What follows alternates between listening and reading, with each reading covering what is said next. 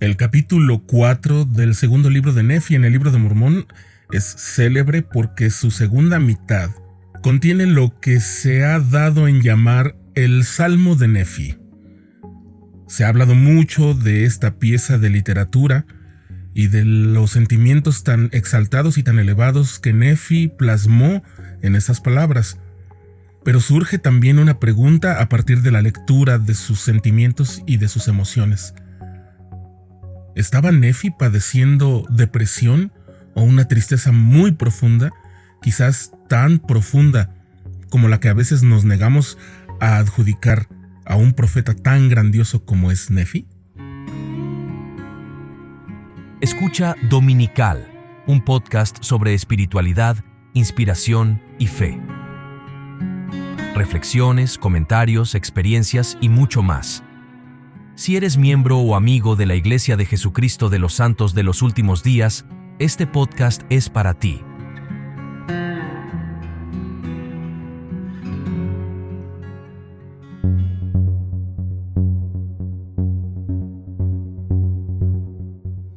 Nefi es uno de los profetas favoritos del público mormón o de la Iglesia de Jesucristo de los Santos de los Últimos Días. Sus miembros, sus amigos, todas las personas que hayan leído el libro de Mormón ven en Nefi a una figura como casi de superhéroe. Incluso podría atreverme a decir que las lectoras lo idealizan y lo ven casi como alguien superpoderoso y sumamente atractivo porque es sensible, es obediente, se hace cargo de la familia, es poderoso, es grande, es fuerte. Él dice que era grande de estatura, pudo someter a un hombre fuerte cuando al salir con Zoram de Jerusalén y intentar huir, él lo pudo someter. Básicamente la narración dice que lo tacleó, por decirlo de una forma moderna, y era cazador y además emprendía todas las cosas que el Señor le mandaba que hiciera sin chistar, sin dudar, sin rezongar, sin quejarse y hacia adelante todo. Es decir, era un hombre que resuelve. Pero cuando leemos los primeros capítulos del segundo libro de Nefi, que tenemos que recordar que Nefi escribió todo lo que nosotros conocemos como el primero y el segundo libro de Nefi ya desde una etapa tardía de su vida, porque el Señor le mandó reescribir toda la historia que estaba ya puesta en lo que conocíamos como, o que hubiéramos conocido más bien dicho, como el libro de Ley, que se narraba, en el que se narraba, todo lo relativo a la salida de Jerusalén con toda la familia y el viaje a través de las grandes aguas, primero a través del desierto y luego a través del océano, hasta llegar a la tierra prometida. Nefi recibió el mandamiento de volverlo a escribir ya desde una perspectiva, digamos, en el pasado, mirando en retrospectiva todas las cosas que habían pasado. Sin embargo, llega el momento en el que, después de haber narrado todo eso, tiene que narrar la muerte de su padre y tiene que narrar también la división que hay en la gran familia. Tiene que narrar cuando sus hermanos, acusándolo de quererse hacer con el poder para controlarlos y dominarlos, sus hermanos Lamán y Lemuel, generan una división muy importante, tan fuerte que empieza a haber amenazas y empieza a sentirse el peligro de que la vida de Nefi y de las personas que están con él podría correr peligro. Entonces se hace una división entre estas como dos partidos dentro de la gran familia, que son los que siguen a Lamán y a Lemuel y los que se quedan con Nefi, que él opta o busca o propugna por obedecer al Señor, seguir los mismos mandamientos que les había dejado el Señor a través de su padre de Nefi, o sea, Ley, y seguir los mandamientos tal como están puestos en las planchas de bronce que se trajeron de Jerusalén, que son las escrituras que tienen ellos disponibles, y obedecer al Señor todo lo mejor que puedan, siguiendo la ley de Moisés, construyendo templos y obedeciendo todos los preceptos que Ley les había enseñado, mientras que los de Lamán, o las personas que siguen a Lamán y a Lemuel, propugnan por hacer una nación libre de la opresión que ellos consideran que es este sistema de vivir los mandamientos y de respetar, digamos, el llamamiento o respetar a las personas que sí se esfuerzan por seguir los mandamientos del Señor, y de hacerse a la idea también de que el Señor puede poner como líderes a personas que son menores de edad inferiores en cierta forma, por decirlo de una manera más o menos sencilla, pero a lo cual ellos no están dispuestos a someterse. Entonces se van y generan esta como tradición de odio que se va a ir transformando en una manera de ver toda la realidad a lo largo de las generaciones que van a surgir en adelante, y esto lo vamos a ver a lo largo de todo el libro de Mormón. Pero a pesar de que apenas estamos viendo en la narración de Nefi esta división en sus inicios, ya es muy fuerte, ya es muy peligrosa, ya amenazó su vida y la de sus seres queridos, y ya tuvo que huir e irse a vivir a otro lado con su pueblo para estar a salvo. Es decir, la familia se dividió de manera fuerte. Y Nefi escribe todas sus reflexiones y en determinado momento parece que empieza como a romperse. Esto de lo que hablamos es un texto que aparece en la segunda parte o en la segunda mitad del capítulo 4 del segundo libro de Nefi, porque comenzamos a ver cómo Nefi empieza a construir lo que, si se analiza desde esa óptica, descubriremos que es una especie de poema o salmo. Es decir, empieza a exaltar al Señor, dice que su alma se deleita en los asuntos del Señor, en las Escrituras, y empieza a generar ideas, a mencionar ideas muy brevemente expresadas, y después las empieza a colocar con ciertas repeticiones en una forma organizada que los especialistas en literatura han podido identificar como un salmo, como una manera poética de construir una alabanza o una oración, incluso a veces un lamento, que es lo que vamos a ver que aparece aquí en Nefi. Y nos damos cuenta de que Nefi no solamente tiene esperanza en que el Señor lo va a librar, como ya lo ha librado a él y a su familia en tiempos pasados, como cuando salieron de Jerusalén, sino que también, además de tener la esperanza en Cristo, que va a venir para redimir a todas las personas de los efectos del pecado y también de la muerte, no son los únicos sentimientos que hay. Nefi también manifiesta sentimientos de dolor, de angustia, de tristeza. Y hay algunas personas que al leer los pensamientos de Nefi en esto que se conoce como el Salmo de Nefi, han podido detectar signos de una tristeza sumamente profunda y quizás de ansiedad o tal vez síntomas de lo que hoy podríamos llamar depresión.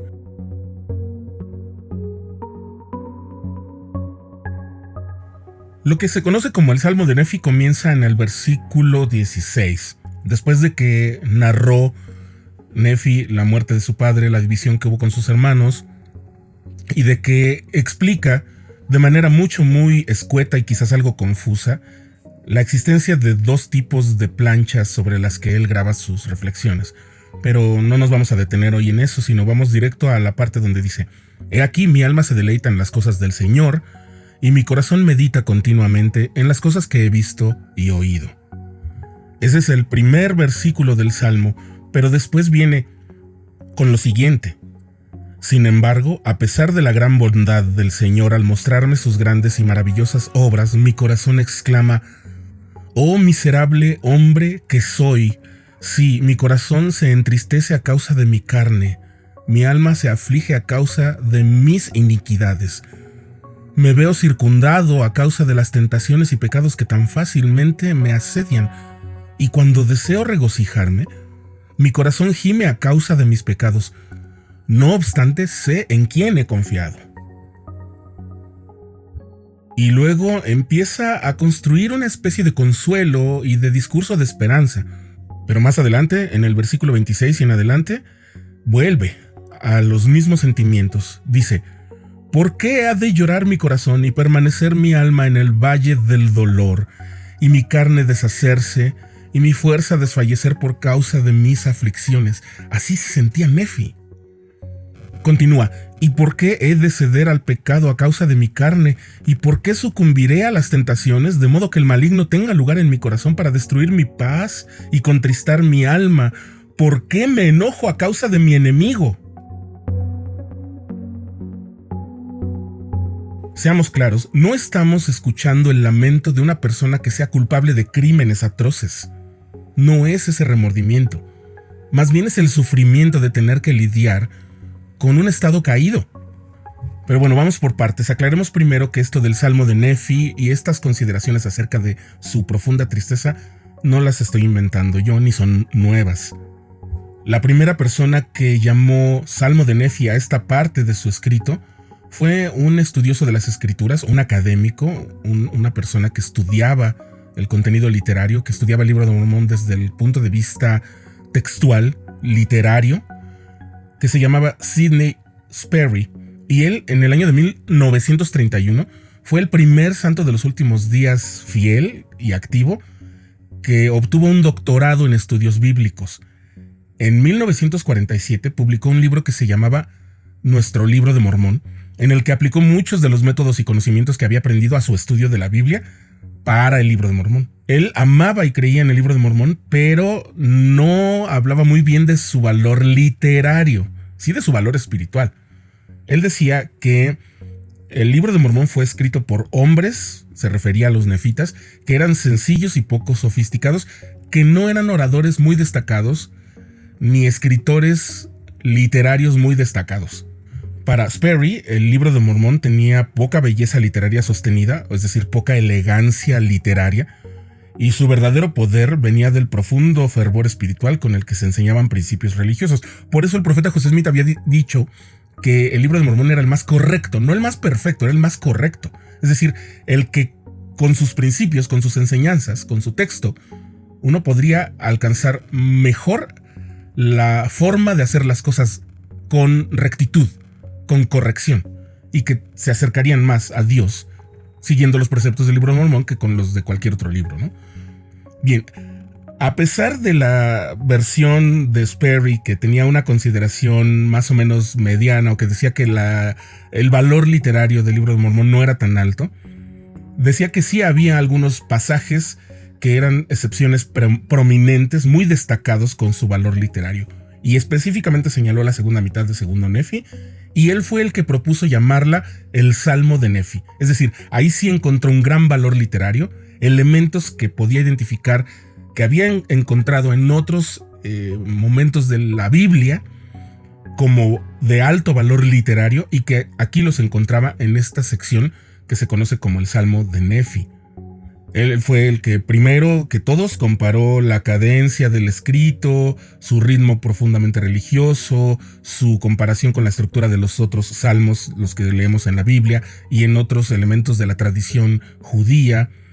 Y hasta donde se puede suponer, Sperry no solo fue quien acuñó ese término de Salmo de Nefi, sino que fue el primero en reconocer que este texto proporciona una ventana a la vida emocional interna del narrador, que también es profeta, que fue Nefi. Y dijo en uno de sus estudios que esta parte, el Salmo de Nefi, nos deja al descubierto las profundidades del alma de Nefi. Y desde entonces este Salmo de Nefi se volvió popular como eso, como una pieza de poesía. Se volvió muy popular incluso entre ciertos círculos de los miembros de la iglesia, particularmente en los Estados Unidos, que empezaron a editarlo por separado, empezaron a comentarlo, empezaron a hacer ilustraciones e incluso lo convirtieron en piezas musicales, canciones, poemas sinfónicos.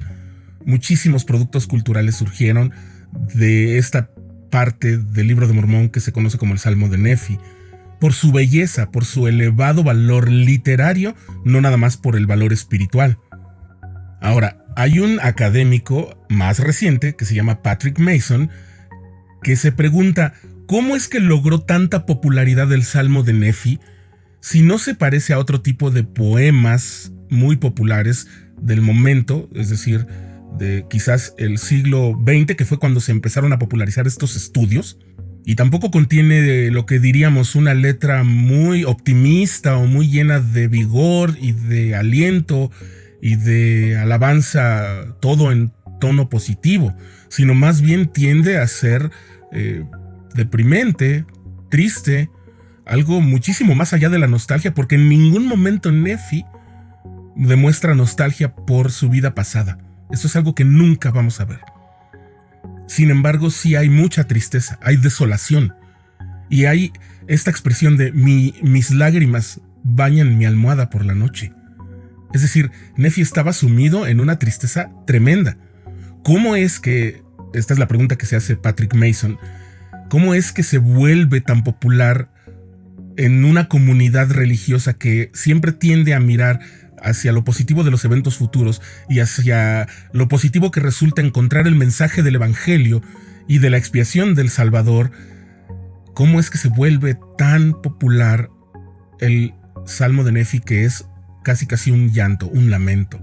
Pues ese es el centro o la pregunta central de un artículo que el mismo Mason escribe y que les puedo compartir su enlace en la descripción de este capítulo, en el que justamente dice: si los lectores prácticamente ignoraron el Salmo de Nefi durante más de 100 años, es decir, desde la publicación del Libro de Mormón en 1829-30, ¿cómo explicamos que de repente comenzó a resonar entre una amplia gama de lectores a partir de mediados del siglo XX?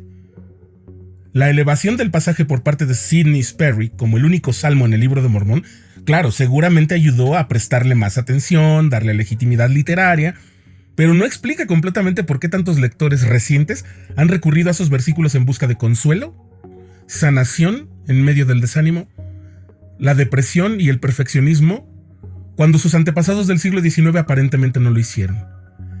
Es decir, no nada más tenemos gente que admira al profeta Nefi, sino que admira al ser humano Nefi, que tiene sentimientos con los que nos sentimos identificados. Es imposible, dice Mason, saberlo en todos casos, pero el momento de la creciente popularidad del Salmo coincide con el surgimiento de una cultura terapéutica que se afianzó en nuestra cultura occidental, a partir específicamente de la década de los años 50, es decir, la posguerra, los años después de la Segunda Guerra Mundial. Muchos estudios han demostrado que hubo una transformación cultural muy fuerte que cristalizó en el periodo de la posguerra y se caracterizó por una creencia compartida de que los sentimientos son sagrados y la salvación reside en la autoestima. La felicidad es el objetivo final y la curación psicológica es el medio. Han pasado más de 60, es decir, han pasado más de 70 años de ese revuelo y nosotros estamos viviendo como una segunda reedición justamente ahora, en 2024. Se validan los sentimientos y se busca validar los sentimientos de los demás. Y se busca sanar a partir de la terapia, a partir de la sanación real. No de ignorar o de resanar o de simplemente cambiar conductas. Esto es importantísimo para Mason porque nos ayuda a entender las palabras de Nefi como un ser humano. ¿Y por qué es importante entender las palabras de Nefi como las de un ser humano y no nada más como las de un profeta, que por supuesto también es un ser humano, pero está favorecido con ciertos poderes, aunque en realidad no tendría por qué ser así? Sin embargo, muchos en nuestros públicos, en nuestro sentir, atribuimos como poderes sobrenaturales o excepcionales a los profetas, cuando en realidad lo único que parecen tener es una perspectiva más amplia, brindada por el Señor. Pero de todas formas, nos ayuda mucho, o a los lectores y a las lectoras les ayuda mucho, conecta muy profundamente con ellos, el hecho de saber que alguien con una perspectiva tan amplia como la de un profeta de Dios tiene y lucha contra sentimientos tan profundos de tristeza, de inadecuación, de desolación, de ansiedad, con cosas que son claramente síntomas de una depresión profunda. Y eso nos podría ayudar mucho a entender que la depresión no es el signo de la iniquidad. Más bien es un mal como cualquier otro mal, así como lo explicó el elder Jeffrey R. Holland. Bueno, el presidente Jeffrey R. Holland, cuando dio su discurso que se titula como una vasija quebrada, que habló de que estos trastornos emocionales y mentales son como otros males y no necesariamente, más bien de ninguna manera reflejan inconsistencias espirituales o fallas en la espiritualidad de las personas. Volviendo a lo que dice Mason, dice él: sí, por supuesto, no hay nada nuevo en el hecho de que los seres humanos quieren estar sanos y felices, pero en el siglo XX sí hubo un giro decisivo hacia la búsqueda de la autorrealización, la autoliberación y el autodescubrimiento como fines en sí mismos. Lo que ahora es natural para nosotros aparece en marcado contraste con visiones del mundo más antiguas en las que la búsqueda de la autonomía y la realización personal se veía como orgullo, como rebelión, mientras que sufrir en silencio y soportar obedientemente todo tipo de dolor era ennoblecedor, incluso santificador. Además de la cultura más amplia, estas tendencias cambiantes también han tenido un impacto demostrable dentro de la Iglesia de Jesucristo de los Santos de los Últimos Días. Como indicador, la frase plan de felicidad apareció solo en un discurso de una conferencia general entre 1850 y 1960. 110 años. Hubo 2 menciones de la frase en la década de 1970. 12 menciones de la frase en la década de los 80. Y luego, en la década de 1990 fue mencionada en conferencias generales 85 veces. En la década de los 2000 fueron 125 y en la de 2010 a 2020 132 veces. Esto no quiere decir que a los santos de los últimos días no les importe la felicidad o no les haya importado la felicidad antes de la época de 1980. Pero sí es muy sintomático que la palabra o la frase plan de felicidad, elegida sobre otras frases para referirse al plan de salvación, aparezca con muchísima mayor frecuencia. Y como observación adicional, este estudioso de apellido Mason, dice, lo único que no aparece tan frecuentemente en las enseñanzas oficiales de la iglesia es la palabra felicidad sola, cuando se le relacione con la finalidad o la persecución del gozo de la humanidad. Se habla de gozo, se habla de estar bien, se habla del bienestar, pero no se habla de la felicidad sola. Digamos que solamente se utiliza en la frase plan de felicidad. Ahora bien, el valor literario que rescató Sperry y este valor de una ventana al alma sensible de una persona que es profeta de Dios no son las únicas cosas. Existe este fenómeno. El Salmo de Nefi se ha utilizado incluso con fines terapéuticos. En un artículo de una revista de la iglesia Ensign en 1986, la terapeuta matrimonial y familiar Elizabeth Reiser sugirió formas en que el Salmo de Nefi puede ayudar a los lectores que luchan por superar la depresión o sentimientos de desánimo, aunque no sea un trastorno depresivo. Por ejemplo, ella utilizó en su práctica la idea de que los pacientes también llevaran un diario en el que registraran con toda franqueza sus pensamientos, sentimientos y deseos, incluyendo los que no eran agradables.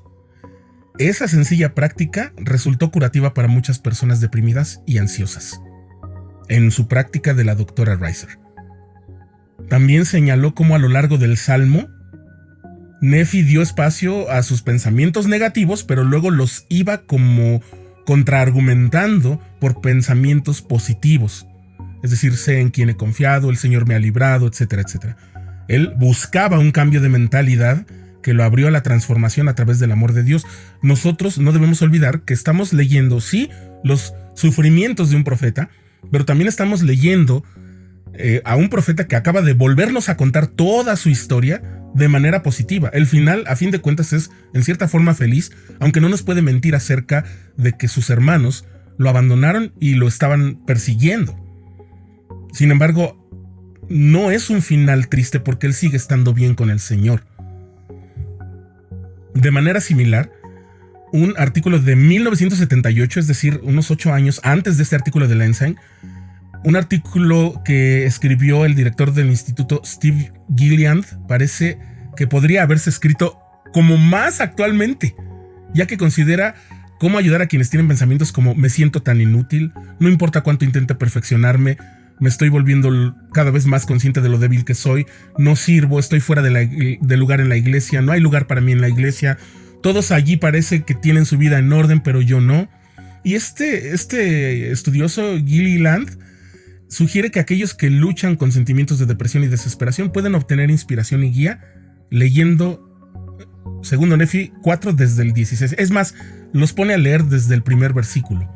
Incluso en medio de su abatimiento, el recuerdo de Nefi del cuidado y la protección anteriores de Dios refuerza su sentido de valor inherente y les da confianza para enfrentar el desánimo de una manera constructiva.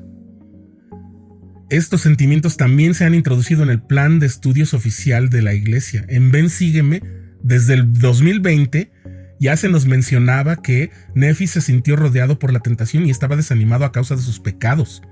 Y repito, no creamos que eran pecados tan tremendos o terribles, pero sí eran tentaciones, pecados, pensamientos, sentimientos, sensaciones y por supuesto la tentación que ya hemos mencionado, lo que lo atormentaba. Es decir, el sufrimiento era real.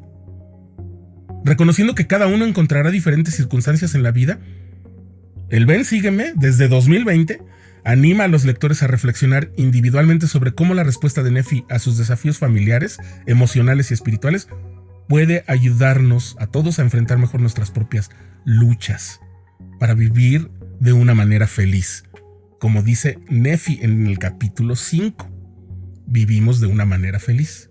Y si lo buscan ahora en el manual de 2024, el lenguaje de la salud mental es aún más explícito. Dice, Nefi encontró consuelo cuando se sentía abrumado y ansioso. Eso quiere decir que quienes redactaron eso para el 2024 reconocen que los miembros de la iglesia pueden experimentar sentimientos similares.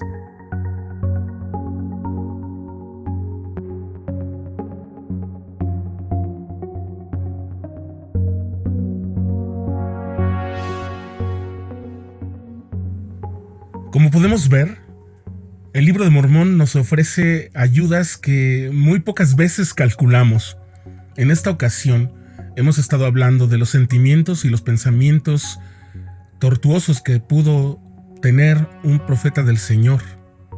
Por supuesto, nadie es perfecto, y todos los pensamientos que nos atormentan por nuestras culpas, por los problemas de la vida, por la ansiedad, el miedo y todas las dudas que podamos tener son total y absolutamente naturales. Quizás aquí lo valioso sea que Nefi se sintió inspirado a compartirlo con la posteridad. Él ya sabía que el Señor tenía planes muy importantes para sus escritos. Tal vez no sabía cuáles eran, pero sí sabía que era para la posteridad, para su propia posteridad, es decir, su descendencia, los nefitas, como para la posteridad de sus hermanos y para todas las personas que se iban a beneficiar de aquello que fuera escrito por su mano y por esa tradición, por decirlo así, que comenzó con los profetas de Dios escribiendo sus enseñanzas sobre planchas. Así que Nefi tomó la decisión de compartir con todos nosotros sus sentimientos, su dolor, su angustia, su ansiedad, su pena, sus lágrimas. Y si bien no por ello deja de ser un modelo de obediencia fiel, de constancia, de optimismo casi inagotable, para los lectores de hoy que están acostumbrados a que incluso sus superhéroes tengan defectos o que personalmente luchan con sentimientos de perfeccionismo, de depresión, de tristeza, de inadecuación, Nefi, que nos puede parecer demasiado bueno y perfecto, en realidad nos abre su corazón, nos deja mirar su alma afligida, su corazón que gime a causa de sus pecados, que se lamenta, que está en el valle del dolor, que se enoja por sus enemigos. Eso es un sentimiento legítimo. Este es un Nefi, dice Mason, que parece necesitar terapia, o al menos un obispo, o una presidenta de la sociedad de socorro, que sean un líder bondadoso y empático. Este es un Nefi con el que todos podemos identificarnos.